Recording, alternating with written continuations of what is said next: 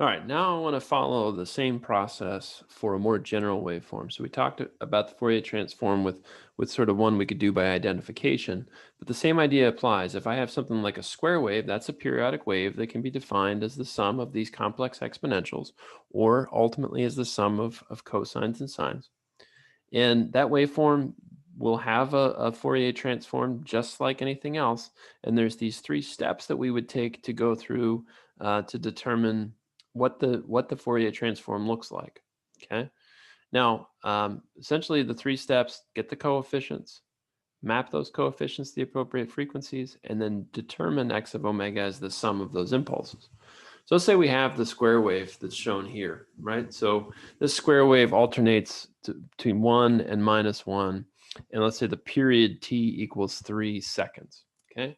So first thing I got to do is determine the coefficients, right? So in this case, I have to do the integral. I can't do it by inspection. I'm going to have to do this integral, all right, which is written out here, all right? Now remember, x of t itself is basically the summation n equal minus infinity to infinity alpha n e to the j n omega naught t.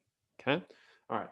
So to do this in this particular case, you got to go back, probably remember, well, we actually had another three set of steps that we did for trying to figure out the alpha n values, which was to identify our fundamental period or frequency, which we already know, which means that our omega naught here is 2 pi over 3. Okay. Um, and so that was kind of our first step. Then we said we needed to get an equation for this thing. So in this particular case, all right, I guess I've written f of t here. Let's call it x of t. It doesn't really matter, but the equation I would use over a period in this case is to say that this guy has a value of 1 from 0 to t over 2, right? Half the period. And then he has a value of -1 from t over 2 to the end of the period, like that. Okay. All right. So that means that this integral here that I've written out is equal to 1 over t, and I'm going to leave it that way. I'm not going to put the number in yet, times the integral from 0 to t over 2 of 1 times e to the negative j n omega naught t dt minus 1 over t from t over 2 to t of e to the negative j n omega naught t dt, right? So in other words, what I'm doing is I'm calculating the integral over the first part of the period, right? That's the first sum. And over the second part of period, that's the second sum here. Now notice that second one has a minus sign because I'm integrating -1 times e to the negative j n omega naught t. So this is a pretty easy set of integrals to do. So I'm going to expand it out a little bit down here. So this becomes -1 over j n omega naught t times e to the negative j n omega naught t integrated from 0 to t over 2 minus -1 over t. When I bring down the negative j n omega naught t, this is going to become a plus. So 1 over j n omega naught t times e to the negative j n omega naught little t integrated from t over 2 to t. All right. I'm going to give myself a lot of space for this. All right. So I'm going to evaluate this guy now. So let's do that first one. So the first one gives me negative j n. Now omega naught t, I know that I can simplify that. It's not really critical that I do it, but I will. So omega naught t is basically 2 pi over t times t is 2 pi. Okay, so I get that. All right, negative j n 2 pi, all right, on the bottom. And then I need to evaluate the integrals here. So I'm going to get e to the negative j n omega naught t over 2 minus e to the 0, which you should recognize as 1, plus I'm going to get 1 over jn 2 pi, because again, I'm going to get the simplification here. And this guy is ugly. I'm going to have to write it down below. All right. All right. Plus 1 over jn 2 pi times e to the negative jn omega naught capital T minus e to the negative j n omega naught T over 2, like that. All right, now, in a lot of ways, I probably, you could plug that into MATLAB. In an exam, I might accept that as kind of simple enough to get. But in this case, I do want to simplify it down because I can, all right? But I don't necessarily, I wouldn't necessarily expect you to go further than that.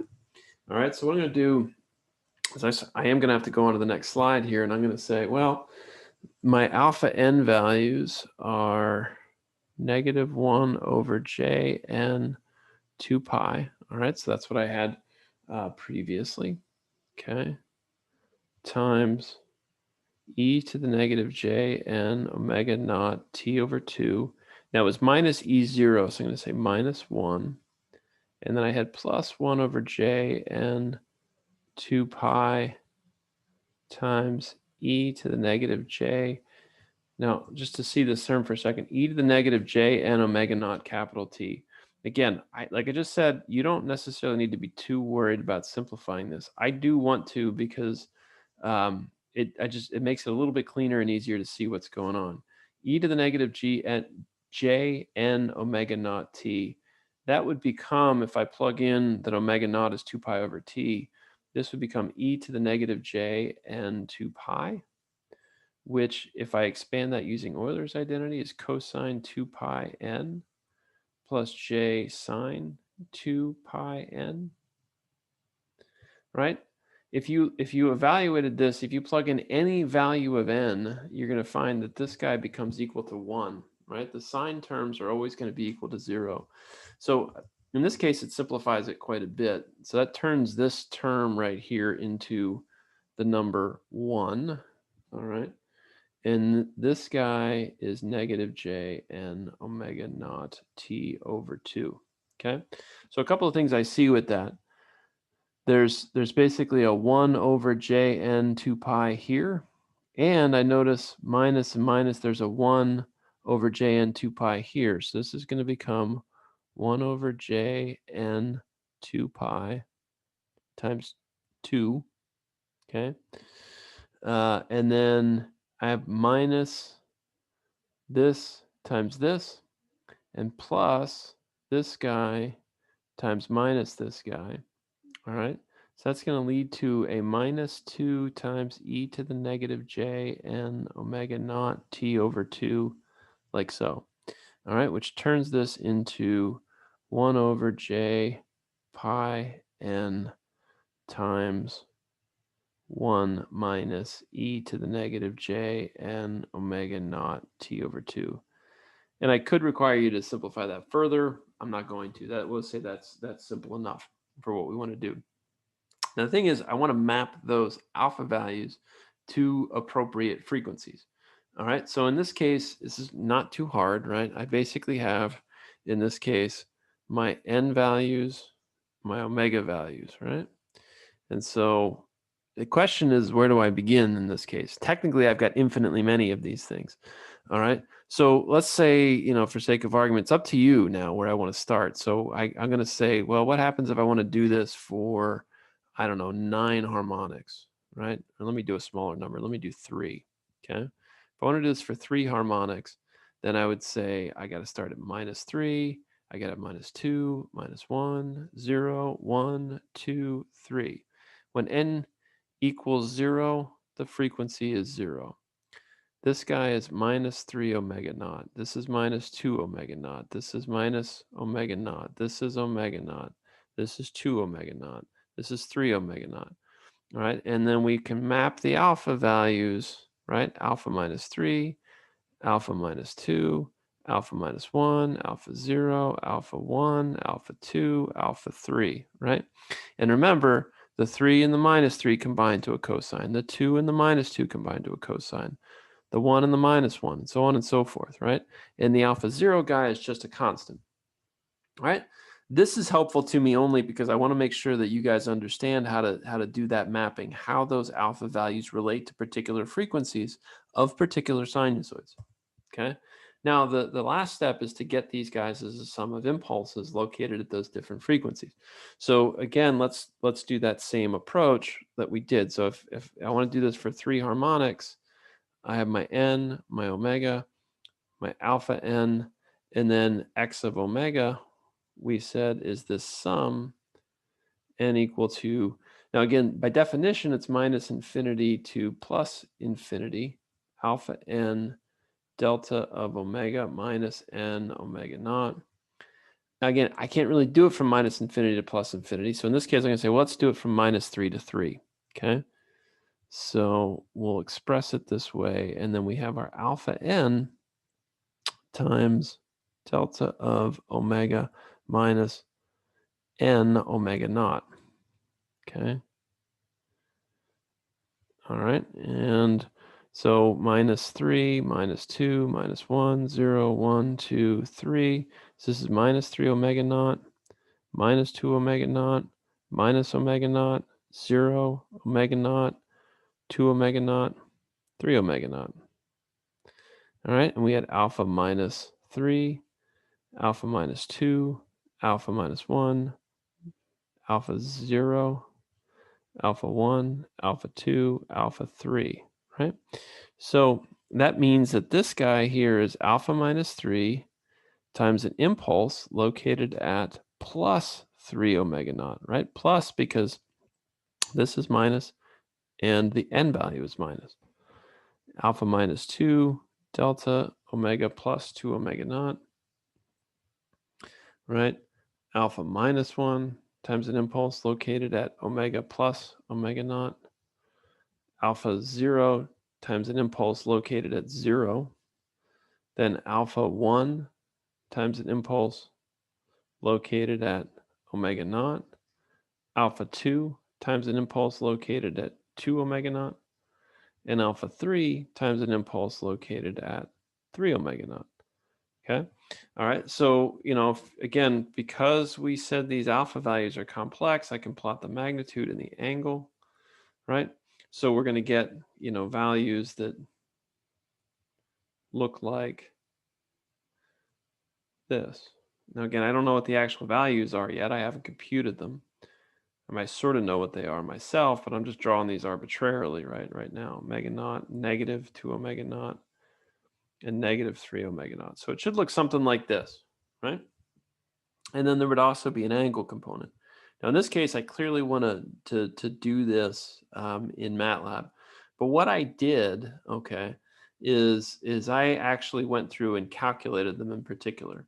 Now, what I find, if I actually do some simplification on these alpha values, all right, what you will find actually is that for these alpha n, what you will find is that the alpha n values actually kind of get somewhat simple and turn into a situation where they are 0 for n even, and they turn into be 2 over jn pi for n odd. All right. And you can do that simplification to find that. All right. If that's the case, what I ultimately end up getting is this setup right here. So what I've done is I've said that for all the values I've got here, there's nothing here, there's nothing at 2, there's nothing at 4, nothing at 2, nothing at 4, right? And if you plot those magnitudes, they'll look like this. All right, the thing I want to understand with this is what I've basically shown here, All right, I've written this as f. I guess I'll call this x and x, like that, right? X of omega, based on what I've shown here, this guy looks like I have alpha 5, so alpha minus 5 times delta of omega minus omega plus 5 omega naught plus alpha negative 3 times delta of omega plus 3 omega naught plus alpha minus 1 times delta of omega plus omega naught plus alpha 1 delta of omega minus omega naught plus alpha 3 delta omega minus 3 omega naught plus alpha 5 times delta omega minus 5 omega naught. Okay. And to plot this, what I have here, so the alpha minus 5 term, the magnitude of it is here. All right. The angle of it is here. Okay. For the alpha 1 term, magnitude here, angle here. Okay. That's how we make this plot, right? It's all impulses like this. Okay.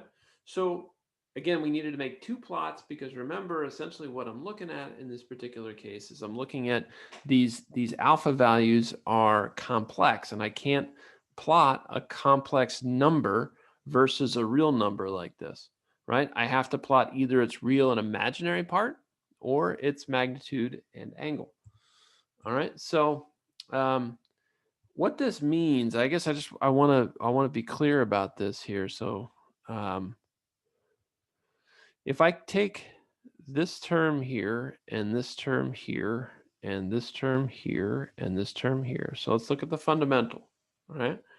What this says is when I look at this guy, I know that with this information, I know how to create a waveform. Looking at this guy, if this is alpha 1 magnitude and alpha minus 1 magnitude, and this is the angle at alpha 1, and this is the angle at alpha minus 1, then I know that I have a term in here, I'll call it x1 of t, which is the fundamental term, which is alpha 1 times e to the j angle alpha 1, right, times e to the j omega naught t plus magnitude alpha minus 1 e to the j negative angle alpha 1 times e to the negative j omega naught t. In other words, I can look at this thing, by looking at these impulses, I can say that I must have this term in my waveform,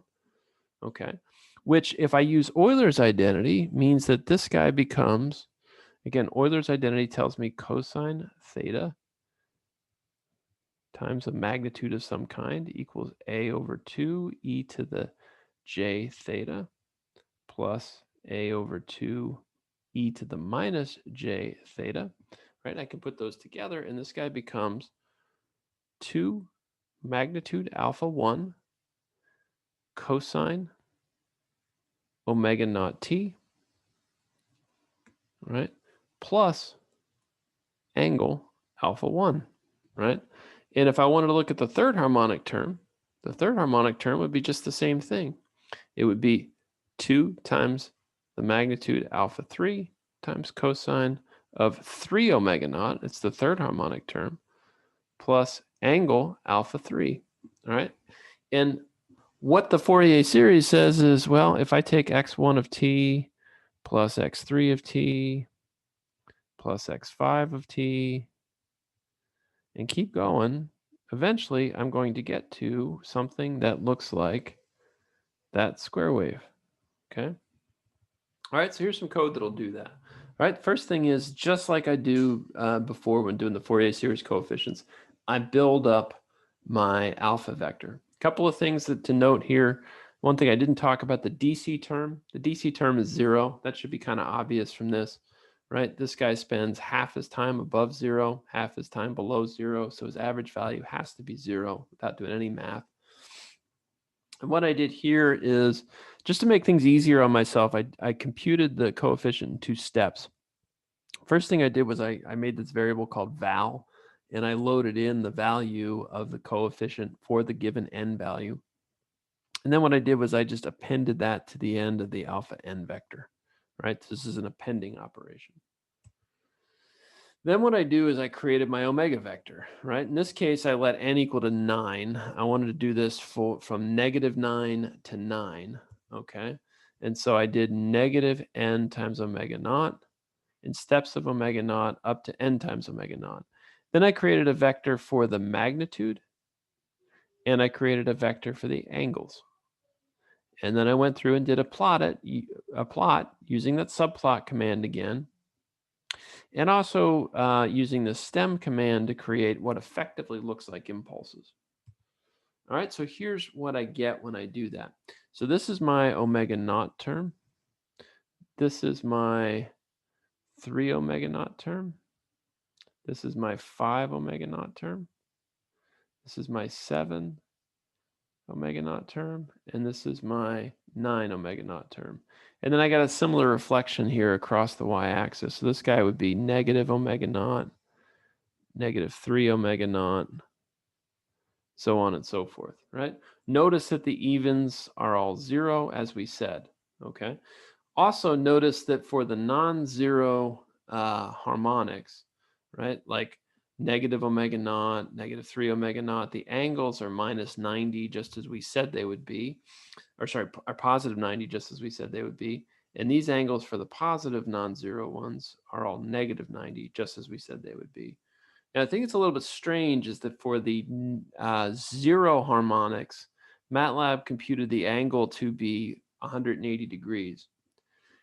Now, that's not necessarily a problem, but it's also one of those numeric issues that sort of occurs, right? The fact that it called it 180. All right, we'll come back to that here in a minute, right? But the critical thing is those angle values at the even harmonics don't really matter all that much, all right? Because essentially they correspond to things that are non-zero, or correspond to things that are zero, okay? So one of the questions usually comes up is, how do I determine the individual harmonic signals? And we just did that. So if I looked at the fundamental here, all right, those are the two terms that correspond to the fundamental. What this tells me is it looks like at the fundamental, I would have a frequency term that looks like it's, I don't know, I'm going to call this 0.65. I don't know if that's true or not, but I'll say 2 times 0.65. And let me just to be really clear about this, looks like I have 0.65 with an angle of 90 degrees, e to the j 90 degrees, times e to the negative j omega naught t. This came from this term right here. And it looks like I also have a term with about the same magnitude, right, with an angle of negative 90. Okay, times e to the negative j, or sorry, plus j, e to the j omega naught t, right? This guy using Euler's identity becomes 2 times 0.65 times cosine of omega naught t minus 90 degrees, okay? And I could do the same thing for my x3 term if I wanted to. So my x3 term, I don't know, it looks like his magnitude is smaller. I don't know. For sake of argument, I'm going to call it 0.2. So that means I have 0.2. And the angle there looks like negative 90. So e to the negative j 90 times e to the j 3 omega naught t. Now notice I did the positive frequency term first. That's okay. I can then do the negative frequency term that goes with it. That would be this guy. All right. He's got an angle of 90 degrees and a height of 0.2, about 90 degrees. E to the negative j 3 omega naught t. Combine those into a single cosine. So 2 times 0.2 cosine 3 omega naught t, okay, minus 90 degrees, like so, okay? All right, so if I wanted to plot those things, remember what we said is the full waveform x of t is going to basically be x1 plus x2, 3 plus x5 plus x7, so on and so forth. And also technically the x2 terms, right? But if I look at the x2 terms, right, just to be clear about all of the harmonics that have even numbers, whoa, all the harmonics that have even numbers, right? If I looked at x2, the magnitude is 0, so I would have 0 cos, so 0, again, just to be totally clear, this guy's got an angle of 180, so it says E, I'll just skip ahead, 0 cosine 2 omega naught t plus 180 degrees. Well, the fact that that MATLAB computed the angle to be 180 doesn't really matter because it's saying that I have a cosine with a 180 degree angle with a 0 degree magnitude. That's just 0 anyway. The angle could have been anything. All right, so it's a little bit funny. It's a numeric thing that caused it to say that the angle was 180, but it's also somewhat irrelevant. All right, and that's kind of an important thing to bear in mind for these 0 coefficients. All right, so what I did here was I plotted x1 and x3 and x1 plus x3. Okay, so x1 we said was 2 times 0.65 cosine omega naught t minus 90. And this guy is 2 times 0.2 cosine 3 omega naught t minus 90 degrees. If you go back and do your math, you're going to see that basically each of these becomes sines. Okay. And you can see that here. So first of all, when I look at this, x1 is the blue waveform. Okay. x3 is the red waveform. And x1 plus x3 is this guy, right? And if you visualize that, you can kind of see where that's sort of happening, right? Because where this guy has a peak, it basically takes the original fundamental term and raises him up a little bit, and where this guy's low, that sort of takes away from the peak of the fundamental, okay, and lowers it down a little bit, okay. So if I look at this, one thing to bear in mind, the third harmonic has 3 times the frequency, right? In one period of the fundamental. So one period of the fundamental would be here. All right, one period of the fundamental. This guy has, right, 1 variation, 2 variations, 3 variations, and thus he's the third harmonic. Okay. All right. That should hopefully help you with your assignment.